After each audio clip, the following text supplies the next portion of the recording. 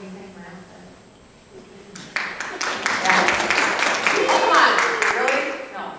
What do you think of my outfit? Exactly. It was an experience for me this morning because I'm now wearing my prayer whites every time I do sacred work. In the tradition that I learned, when you go through the ministry and you move into a place of integration with Spirit in a way that you're going to share it, you wear white. So the energy can move through you as gracefully and powerfully and beautifully and safely as possible. And for 2.5 years, I've been here and haven't done that because I haven't really allowed sacredness to come into Lake Harriet spiritual community with me. And because of the growth and the expansion and the transformation that this place has taken place, I now feel like I can honor it and honor myself with wearing white. But of course, it's my kind of white. It's got a little bit of sassitude to it. So I don't know what my spiritual teacher would see of my prayer whites, but you got to do what you got to do. So I want to thank Jim for that beautiful, beautiful alignment of the truth for us. Thank you for bringing us all in resonance. I honor you, brother. Thank you, Guy. Where are you, Guy? Let's see. I don't thank you. I do thank him for what he provides to us in a different way for us to learn Spirit and get integrated with Spirit. So, did anybody recognize the moon last night or know about what's going on with the moon last night? Does anybody know that it's like a big, honking, hairy, huge deal? I had heard, I'm not a person that connects to astrology. Not that I don't believe it, but honestly, my plate's so friggin' full, I can't possibly go into a whole new line of study that involves vectors and math and all sorts of lines. I can't do it. So I just trust in my friends that tell me when it's a big deal, And of course, my body will tell me when it's a big deal when the alleged Mercury in retrograde takes place, because everything breaks around me. Do you have when your computer shoots and nothing works and all the systems are not aligned? So I find out that we're having a big moon. Last week somebody said, check out the full moon. And by the end of yesterday I realized, wow, this is a pretty huge deal. I could feel it. I hadn't heard anything, but I could feel the energy of it. And I asked my sister-in-law, I said, what is tomorrow? Or what is tonight? I don't get it. What's the big deal? And we proceeded to do some research to find out what the big deal was. And I have some information for you. And it's a Scorpio full moon. Any Scorpios in the house? Yeah, boop, boop, holla. Okay, so a Scorpio full moon has got some extra zazz, if you know what I mean. So here's some random things that some very, very esteemed astrologers say about what just happened last night. This one is from Kathy Lynn Pagano and her Wisdom of Astrology. This year's Scorpio full moon arrives during Beltane, May 1 through 5, the Celtic Earth Festival that celebrates the beginning of summer. Beltane is another fire festival. The bonfires we light at Beltane give us back the light of renewed hope for the coming year. When we leap over the Beltane fire, it cleanses us of any lingering darkness and brings us luck and fertility. The Scorpio full moon is also called the Wesak moon, the most auspicious day in Buddhism, for it celebrates the birth, enlightenment, and death of Buddha. In this energetic opposition between Taurus and Scorpio, we are all called to the great union with nature and the heavens, celebrating the divine within nature and within ourselves.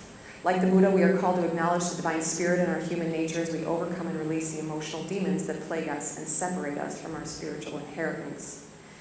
So what I'm noticing with this, when I'm reading these things, is I realized, okay, so I felt it last night. I could feel like, whoa, something really big is happening. And I don't understand it.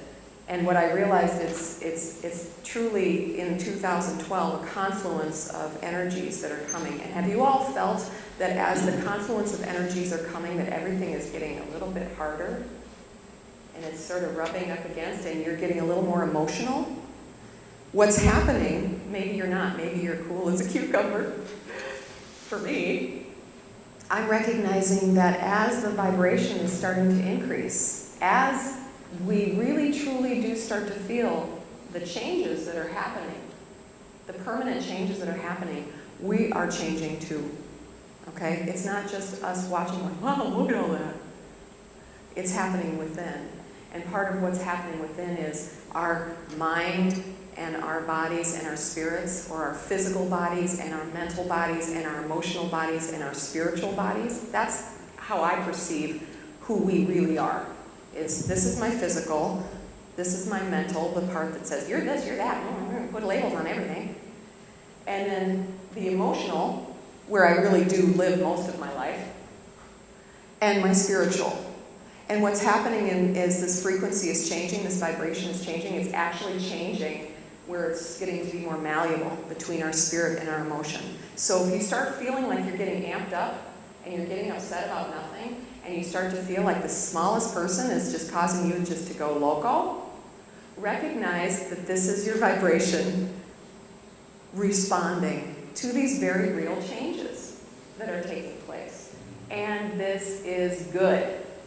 Because if we can take, I want to read this last thing, the power that's coming through this magical moment, it's a portal of energy and time and space that we've just gone through hours ago, which, by the way, will have repercussions, ripple effects for the next several days. You are in the field, my friends. You are in the field of the Wesak moon on a Scorpio moon in 2012. Okay?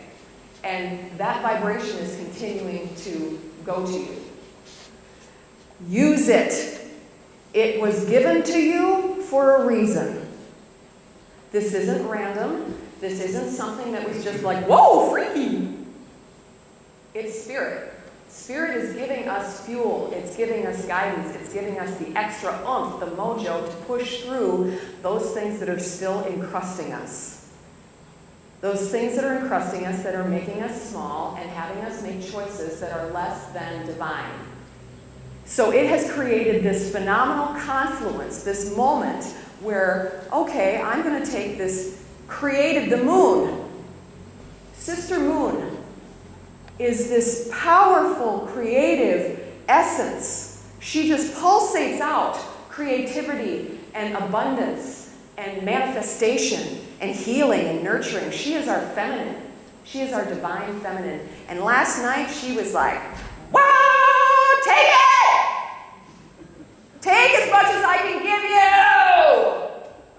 And the planets said, yeah, let's join in on this. And the planets got aligned for all this crazy stuff to happen. And then here on the planet, everything went crazy. Last night, I was going to do a Wesak meditation for myself, but then I processed a bunch of emotion instead.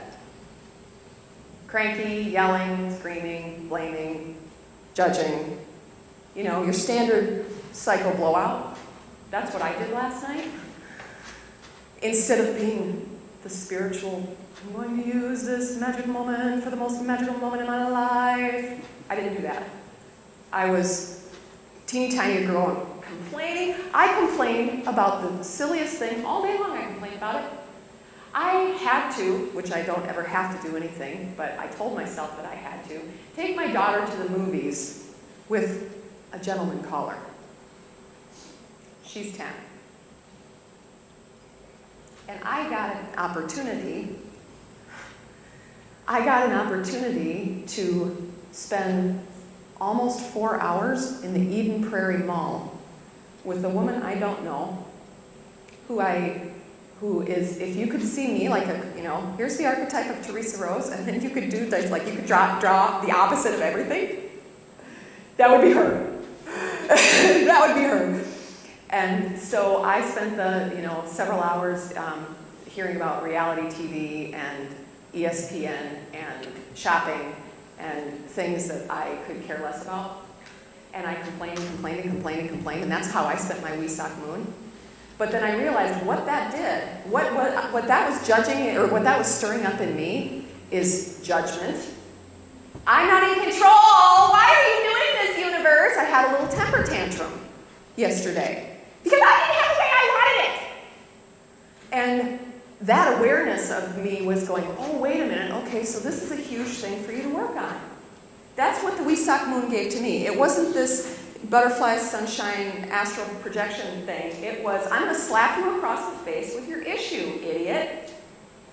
I'm going to show you your behavior.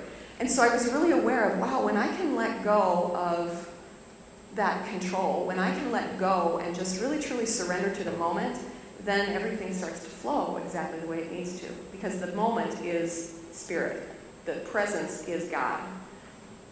So I thought I got my lesson until 2 o'clock this morning, when it sounded like it was the end of the world. There were 60-mile-an-hour gusts banging against our windows with huge hailstones pummeling our house and windows, lightning crashing like it was right out my window. And I mean, that lightning where you don't just see it, where you feel it, it goes, oh, are you kidding me? All this, the sky is just going crazy. I get up at 2 o'clock in the morning and I'm freaking because you guys know me, most of you know me, I'm a total Nancy girl. I'm a total nervous Nelly. I hate that kind of stuff. And so it goes off and I'm like, and I get my phone and everything is going on and I check, of course I have on a favorite, the NOAA site, which is the bad weather station, reading severe alert, I read it. And it just says it's a severe thunderstorm with heavy wind and rain. Well, it's going off and going off and going off, and my husband, my dear husband, says, after I'm just freaking, he goes, you want to cuddle? I went, absolutely. So he's with me, and something triggers in me. I've been in bad storms when I was little, and I just don't like them. And so I was, being held by him, and then I could just start to feel myself, okay, come back. This is just nature just being nature. In fact, this is a gift. This is a gift because this is so violent. Without being hurtful, without hurting your person, it's so violent that it's going to wake you up into some of the things that you need to do on this Wesak moon night. And part of what Spirit communicated to me in that storm was, it is time to release that which no longer serves you, and you can do it as easily as the wind blows and as the water flows. The wind was blowing and the water was flowing. And then, as I'm having this information given to me, my daughter comes in, which I frankly, God bless her, she lasted much longer than I did without freaking out. She came in and she was real quiet and she just kind of said, my windows are rattling really hard, I can't sleep. I'm like, come on in here. And so I'm cuddling her. And I half thought that Duncan, the 14-week-old cavalier, was going to pop in front of her. So we'd be like, Russian dolls. But we're just laying there. And as I had gotten the awareness that this is a time of celebration, even though emotions are swirling and even though everything is like, whoa, a ride at Walt Disney World that you don't want to be on, that you're not tall enough for, this gift of this moment is to recognize we can choose to work with nature. We can choose to find our medicines where our medicines are available to us. To move from separateness to oneness. To move from dysfunction to power.